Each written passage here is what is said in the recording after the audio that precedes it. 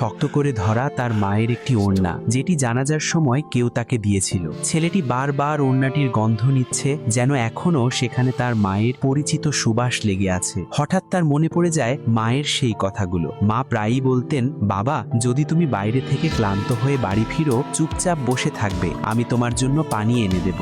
আজও সে খুব ক্লান্ত, কিন্তু আজ তার জন্য পানি এনে দেওয়ার মতো কেউ নেই। এই ভাবনাটা মনে আসতেই ছেলেটির চোখ ভিজে যায়। কাঁপা কণ্ঠে সে বলে ওঠে, মা, তুমি তো বলেছিলে আমি বড় হয়ে গেলে তুমি বিশ্রাম নেবে, কিন্তু এত তাড়াতাড়ি কেন চলে গেলে? তার কথা শেষ হতেই চারপাশের কবরস্থান যেন আরো নিস্তব্ধ হয়ে যায়। ছেলেটি ওড়নাটি বুকে জড়িয়ে ধরে খুব ধীরে ফিসফিস করে বলে, মা, তুমি চিন্তা করো না, এখন থেকে আমি নিজের যত্ন নিজেই নেব। কয়েক মাস কেটে যায়, মানুষ লক্ষ্য করতে শুরু করে ছেলেটি আগের মতো নেই। সে এখন কম কথা বলে, আগের চেয়ে অনেক বেশি ধৈর্যশীল হয়েছে। প্রতিটি নামাজের দোয়ায় সে তার মায়ের নাম নিতে ভুলে না, কারণ তার মা